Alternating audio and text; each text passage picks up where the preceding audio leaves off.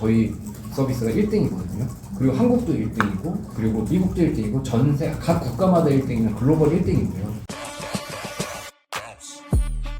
여러분 안녕하십니까. 서울경제신문의 뉴욕 특파원 김웅록입니다. 저는 지금 네이버 웹툰의 본사인 웹툰 엔터테인먼트의 나스닥 상장 당일 행사에 와 있습니다. 이곳에는 지금 수많은 코스튬 플레이어들을 비롯해서 웹툰 작가들과 팬들이 만나서 사인을 하는 다양한 행사가 열리고 있는데요. 많은 인파가 모여서 웹툰의 인기를 보여주고 있습니다. 그동안 웹툰은 오징어 게임과 같은 K 드라마 그리고 기생충과 같은 K 영화와 함께 K 콘텐츠의 한 축을 담당해 왔는데요. 웹툰 엔터테인먼트의 이날 상장은 한국 웹툰의 또 다른 성장 발판을 마련할 것으로 보입니다. 하지만 과제도 많지 않은데요. 오늘 경영진과의 만남 그리고 현장 인터뷰를 통해서 K 웹툰과 웹툰 엔터테인먼트의 과제 방향에 대해서 알아보도록 하겠습니다. 네이버 웹툰은 2005년 네이버의 서비스 중 하나로 시작했습니다. 그리고 2016년에 법인을 만들었는데요. 그것이 바로 오늘 나스닥에 상장하는 웹툰 엔터테인먼트입니다. 지금 현재 웹툰 엔터는 이용자 1억 7천만 명의 거대한 서비스로 성장을 했는데요. 오늘 현장에 참석한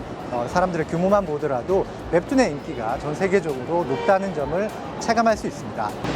There is totally like a difference. I feel like it became very popular for Korean webtoons to be like famous and also becomes to a show like a K-drama. Germany. Oh, Germany. My mother is a fan of this mangas, and then she wanted to get an autograph. Yeah, so my girlfriend likes this stuff. She's always watching it. She's always reading it, rather. And so she's at work today. She couldn't make it, so she asked me to come out. Oh, she reads it all the time. Maybe 2 hours a day. She's always like skipping it or paying to like read ahead and stuff. I think there's a lot of it that's more centered on like regular life. It's not like superheroes or anything like that. It's 사실 저희는 카테고리 크리에이터입니다. 실제로 웹툰이라는 컨텐츠를 만들고, 그리고 플랫폼을 만들고, 그리고 사업을 만들고, 그리고 이제 산업까지 만들었다고 생각을 합니다. 그렇기 때문에 카테고리 크리에이터로서 지금 막 만든 산업이 많은 투자자들에게 관심을 받고 좀 더 큰 산업이 되기 위해서는 저는 결국은 우리만의 경쟁력을 가져야 된다고 생각하는데, 그 경쟁력이 다양성입니다. 세상에는 수많은 컨텐츠 플레이어들이 있죠. 하지만 200명이 하나의 IP를 2년을 들여서 만드는 형태라고 한다면, 저희는 인디비주얼 크리에이터들, 개인 창작자들의 참여를 통해서 다양성을 무기로 그들과 같은 목표를 가고 있지만 전혀 다른 길을 가는 업체라고 생각을 합니다. 세상 사람들을 즐겁게 해주는 스토리, 그리고 IP를 만들어내는 목표는 같지만 수많은 리소스를 써서 하나에 집중하는 컨텐츠 비즈니스 컴퍼니가 있고, 저희와 같이 다양한 IP가 나올 수 있도록 개인 창작자들에게 문을 열어주고 그 다양성을 힘으로 목표를 달성하는 회사도 있는 것이라고 생각합니다. 저희는 그러한 플랫폼 기업입니다. 웹툰 엔터의 지난해 매출은 12억 8,300만 달러로 우리 돈으로 1조 8천억 원에 이릅니다. 이 가운데 약 80%가 이용자들의 유료 결제로 올리고 있는데요. 수익의 핵심입니다. 그리고 광고가 11%, 그리고 콘텐츠에 대한 지적재산권, 즉 IP 판매를 통한 매출이 8.4%를 차지하고 있습니다. 웹툰 엔터 측이 기대하고 있는 부분은 바로 이 IP 판매 부분인데요. 이미 웹툰을 원작으로 해서 넷플릭스 등에서 드라마로 제작되는 경우가 많이 나오고 있죠. 얼마 전만 하더라도 네이버 웹툰인 머니게임과 파이게임을 원작으로 한 넷플릭스의 드라마 더 에이트쇼가 개봉되기도 했습니다. 이렇게 원작에 대한 IP를 판매하는 방식으로 수익을 올릴 수가 있는데요. 웹툰 엔터 측이 미국 증권 당국에 신고한 보고서에 따르면 IP 판매에 따른 시장이 앞으로 9천억 달러, 우리 돈으로 1250조 원 규모까지 커질 수 있다고 보고 있습니다. 이렇게 된다면 현재 매출 가운데 가장 적은 비중을 차지하는 IP 매출이 향후에는 가장 큰 수익원으로 바뀔 수 있다는 것이죠. 그리고 더욱 중요한 점은 이렇게 IP 판매를 통해서 또 다른 형태의 콘텐츠로 생산이 된다면 그 콘텐츠를 본 이용자들이 다시 네이버 웹툰의 유료 결제와 신규 서비스 가입 증가로 이어질 수 있다는 점입니다. 실제로 더 에이트쇼가 방영되고 난 다음 열흘 동안 원작인 머니게임의 합산 조회수는 33배 증가를 했습니다. 또 다른 원작인 파이게임도 마찬가지 행보를 보였습니다. 웹툰 엔터가 나가야 할 길이 IP 강자인 디즈니 모델이다라는 분석이 나오는 이유가 바로 여기에 있습니다. 작가들이 가장 선망하는 플랫폼의 위상을 가지고 있습니다. 이것이 그대로 일본과 미국 등에서 이미 증명되고 있고요. 그 과정을 통해서 저희가 만들어내는 스토리는 더욱 많고 다양해질 것이라고 생각합니다. IP의 다양성이 사실 IP 어댑테이션에 있어서 저희가 가지고 있는 가장 큰 무기라고 생각하고요.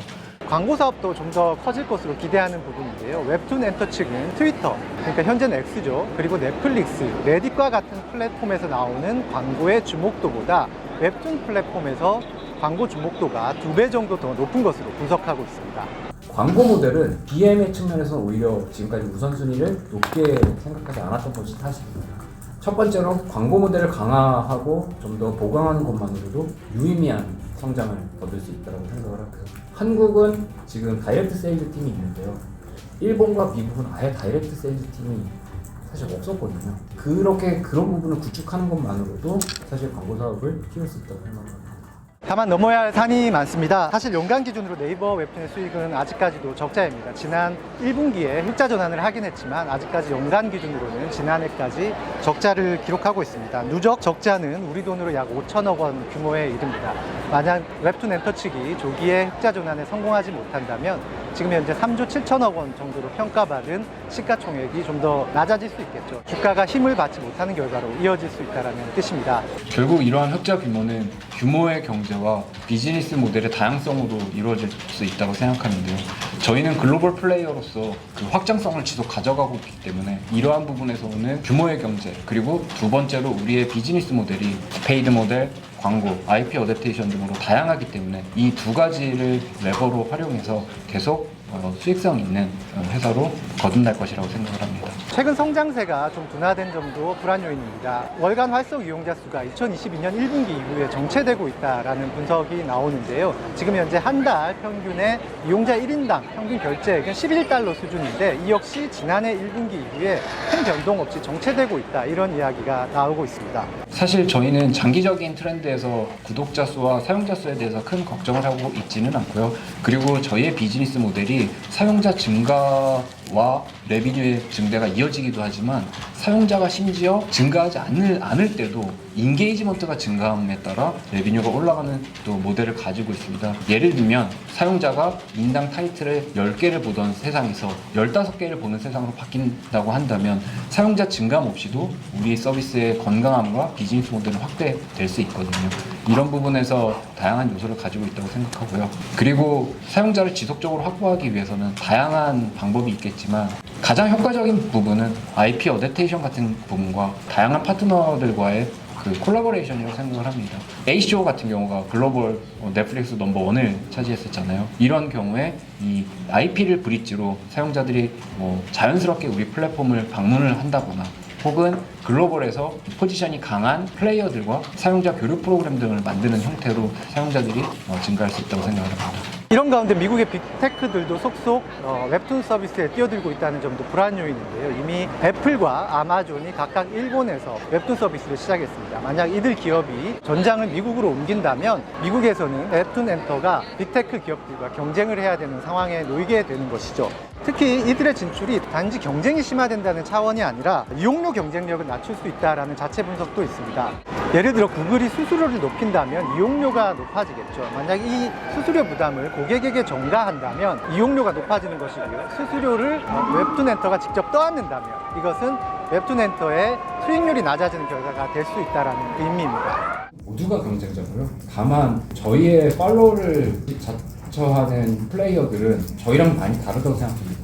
왜냐하면 저희의 팔로워들은 사실 콘텐츠를 외부에서 소싱해서 판매를 하는 스토어 모델이거든요. 저희가 1등일 수 있는 이유는 사진 뉴 콘텐츠를 내부에서 육성시키고 항상 작가들이 내부에서 성장해서 외부에서 히트 콘텐츠가 나오는 굉장히 건강한 생태계를 구축하고 있기 때문입니다. 저희 서비스가 1등이거든요.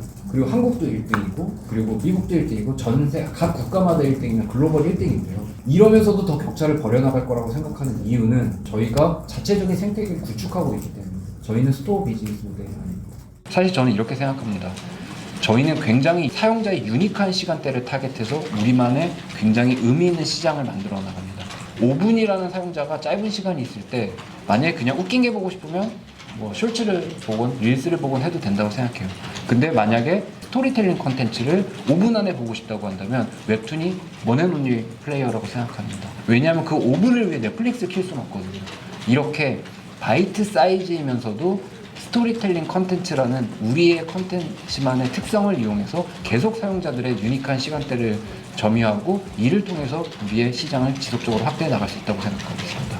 주주와의 관계가 불안한 것도 위험 요인입니다. 최근 일본의 라인 서비스의 보안과 주주 정리 이슈 때문에 한일 외교 관계로 번지기도 했던 라인 야후가 웹툰 엔터의 지분 28.7%를 가지고 있습니다. 또 다른 주주인 네이버와 라인 야후의 관계가 악화될 경우 서비스에 영향을 받을 수 있다고 웹툰 엔터 측도 우려하고 있습니다.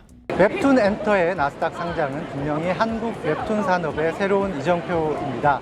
계획대로 IP 사업이 활성화된다면 웹툰 외에 또 다른 K 콘텐츠의 활성화에도 분명히 기여할 것입니다. 웹툰 엔터가 앞에 놓인 많은 난관을 넘어서 웹툰 시장을 선도하는 기업이 될 수 있을지, 그리고 포스트 디즈니로서 IP 사업을 이끌어갈 수 있을지 주목됩니다.